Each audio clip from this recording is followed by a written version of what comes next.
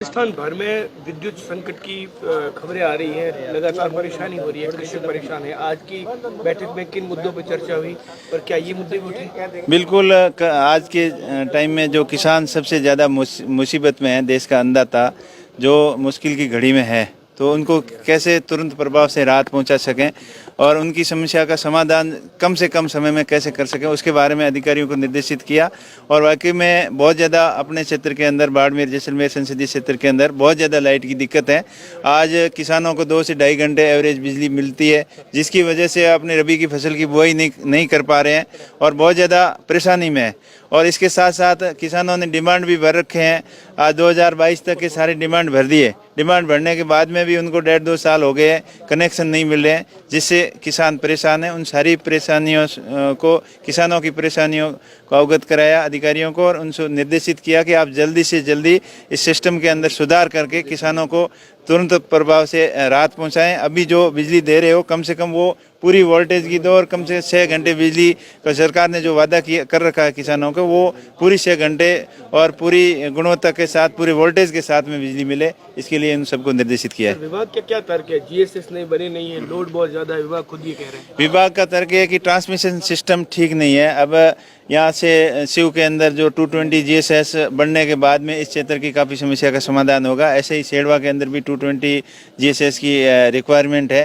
तो 220 जीएसएस बनने से और ट्रांसमिशन लाइनें दुरुस्त होने से ही इस सिस्टम का सुधार होगा। लेकिन फिर भी अभी तुरंत प्रभाव से कैसे किसानों को राहत दे सकते हैं, कहाँ की बिजली कम ज़्यादा करके, जैसे घरेलू उपभोक्ताओं को ये बोल रहे हैं कि रात में हम सप्लाई काट के किसानों को बिजली देंगे।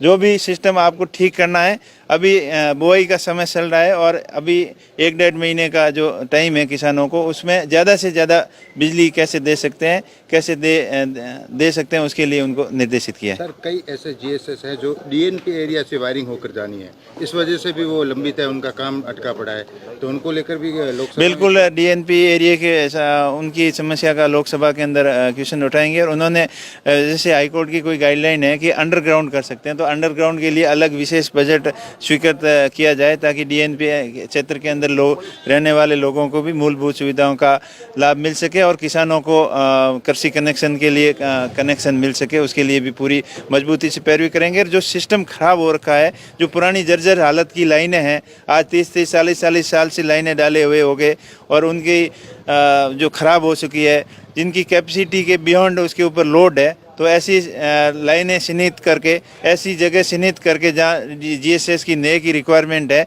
वो पूरे सिस्टम को अपग्रेडेशन करने के लिए निर्देशित किया गया है। ऐसी शिकायतें आ रही है कि मेरिट वरीयता तोड़कर कनेक्शन दिए जा रहे हैं। कुछ शिकायतें आई है, उनको मैंने अभी डीएम साहब और उनके चीफ साहब को और एससी साहब को उनसे अवगत कराया है। वो जांच करके ऐसे जिसने भी ऐसी गलती की है उनको बख्शा नहीं जाएगा। एक महत्वपूर्ण सवाल है कि सरहदी इलाके में एक एसडीएम पर आरोप लगे हैं कि 1000 बीघा जमीन उसने अपने परिजनों के नाम पर खरीद ली।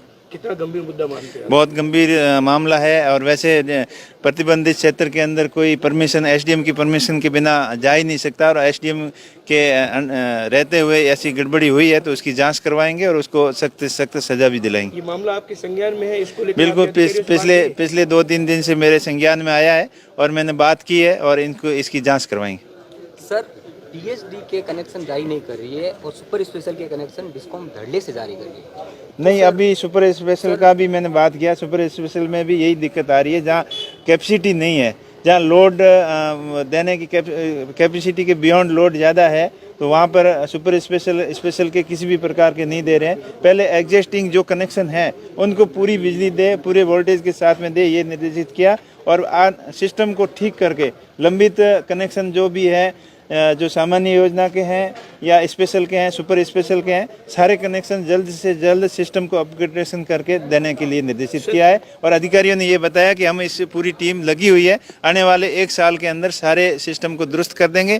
जहाँ फीडरों की ज़रूरत है तो नए फीडर भी बनवाएंगे, नए ट्रांसफार्मर भी लगवाएंगे। और जहाँ 1133 के 132 और 220 के जीएसएस की आवश्यकता है, वो सारे एरिया चिन्हित कर लिए गए हैं और उनकी विस्तृत कार्य योजना बनाकर आगे भेजी गई है। और हमारा भी प्रयास रहेगा कि राज्य सरकार और केंद्र सरकार से उनकी पूरी पैरवी करवाकर और किसानों की समस्या का समाधान जल्द से जल्द हो, ये हमारा पूरा प्रयास रहेगा। सर, मटेरियल की उपलब्धता के लिए भी कुछ प्रयास किए जा रहे हैं और क्या कार्रवाई की जा रही है? बिल्कुल, मटेरियल की भी कमी है। ये सारे जैसे ट्रांसफार्मर जल जाते हैं तो टाइम से रिप्लेसमेंट नहीं होते, रिपेयरिंग होके नहीं आ रहे, उनकी शॉर्ट सप्लाई चल रही थी। कनेक्शन के लिए जो ट्रांसफार्मर आने थे वो नहीं आए। कई जगह दूसरे जो फीडर हैं, फ्यूज हैं, जो केबल हैं, वो सारी मटेरियल की कमी थी।